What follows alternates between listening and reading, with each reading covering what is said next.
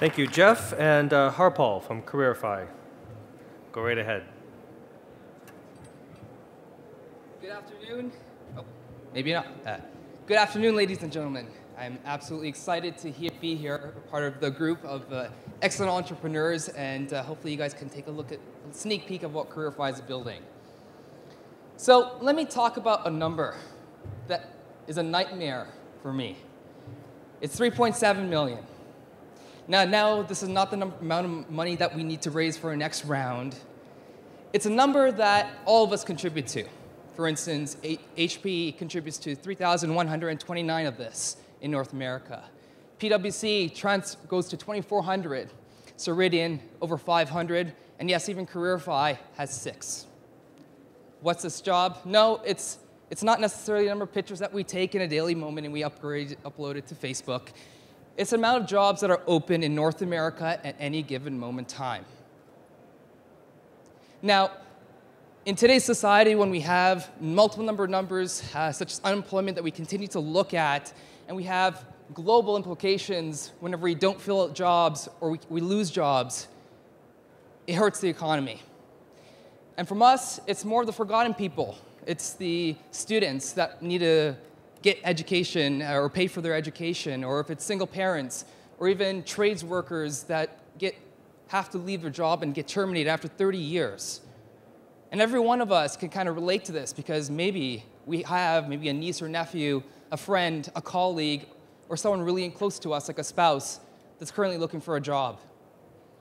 So my thing is, let's stop adding and let's start filling. And that's what Careerify really needs to show, not to Canada, not to the US, but to the world. Now, Careerify, we're all about networks. We really want to do and tap into the social graph. We want to tap into people's networks. The Rolodexes that we used to have maybe in the 1900s are now evolved into maybe Outlook and every other networks that we have. We want to tap into this and help the people that you're looking for to help. So whether it's the Dale Carnegies or the Jim Collins and Good to Great, we all know that grade A people know grade A people. So if we're a 15, 16-year-old cashier that does an amazing thing with numbers and loves fashion, chances are these people know each other and know similar people that love fashion and maybe know how to count numbers.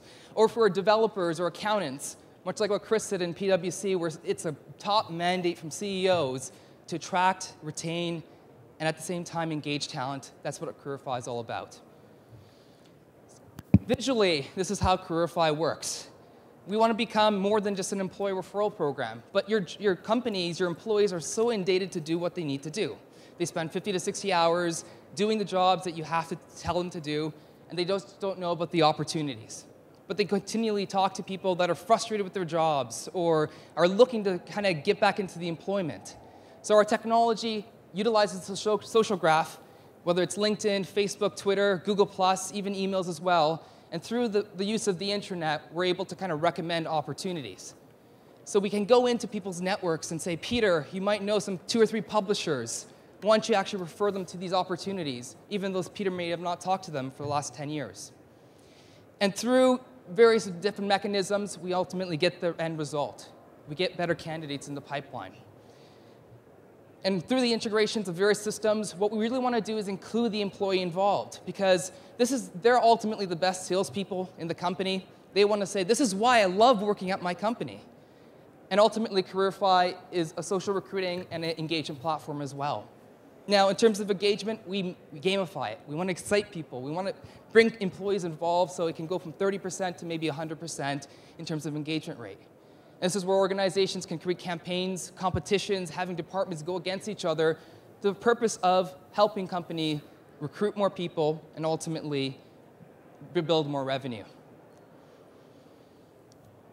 So in terms of just the user graph, our technology recommends. It goes to your network and says, these 2 or 3 people in Facebook, maybe LinkedIn or Outlook, these people are ideal. Why don't you send them something? And through status updates, direct messages, whether it's Facebook or LinkedIn, our technology starts to automate the whole process. So employee does a couple of clicks, they might get rewarded with those Toronto Maple Leaf tickets, even though they lose consistently over and over again. Don't know why we're engaged with them, by the way. But irrespective of what it might be, our mandate is really to just become a social layer with all HR technology. So we're never going to replace Ceridian because Ceridian is really great. But that being said, let's help these organizations, whether it's a startup trying to find that software developer, or even a Fortune 100 company that really needs to retain these talents. So this is ultimately the Careerify dream. We started in 2009. We launched this technology in 2011. Since then, just today, actually, we announced that we are part of Microsoft BizSpark 1, which is Microsoft globally announced us as a top 100 company out of 45,000 startups globally. 2011, we won top 25 startups in Canada, top 10 IDC in terms of companies to watch in cloud, and at the same time, we won the Microsoft BizSpark Award for most innovative company in the ISV field.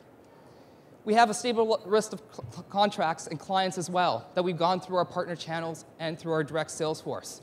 So irrespective if it's a small company or a large company, we need help. We need to find those people, help the employees, get their maybe nieces or nephews that really good job that they need to have to pay that OSAP bill. Or maybe it's the spouse that we need to kind of get involved as well. And finally, we have a stable list of partners that are global from a partnership perspective that we tap into, and we continually have them resell our technology. Now, I want to share to you why we actually started to do this. And it's actually a personal story that hit hard to me, and I'm sure many of you can relate to this.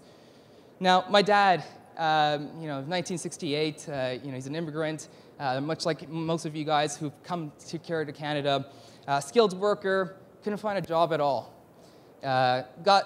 Applied to multiple places. He went to the YMCA to network over and over again. Got rejected to a $2 an hour dry cleaning job, and here's this guy that is an engineer. Very demoralizing, and finally, he got an interview through one of his ethnicity groups that he connected to. And what ended up happening was he had a new toolbox, and he scratched it up, he made it dirty, in order to have his manager that he's interviewing with to say, yeah, he's experienced, he's been around the block a couple of times. And through 3 full-time jobs, he's been able to support my family, which is a most honorable thing. But in all honesty, when 2000 had happened in the manufacturing industry, we all saw millions of people lost their jobs. And his company that was at 320 people overnight went to 37. And I remember clearly that 2008 day in winter where my dad had his day of delivery in the sense that he's going to talk to his president and see if he got the job or not, and if he's going to be able to support a family. So what ended up happening was he came home, slumped over, and my mom, my dad, my sisters, we thought it was over. We kind of have to start working, and while we're in school as well.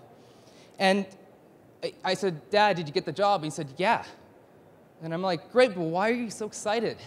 Or sorry, not excited at all. You were able to save your job.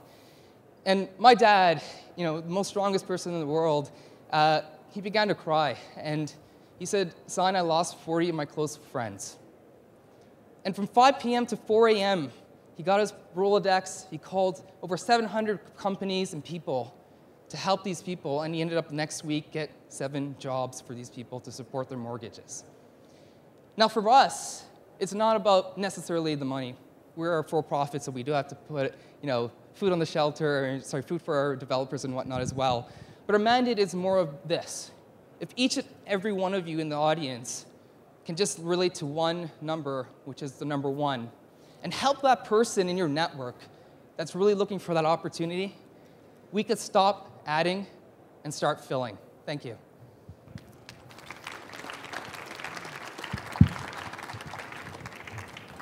So very quickly, would you be able to just share sort of the executive team is going to help you steer your way through the next round here? Great, thank you. We have a tremendous amount of executive teams from our board of advisors.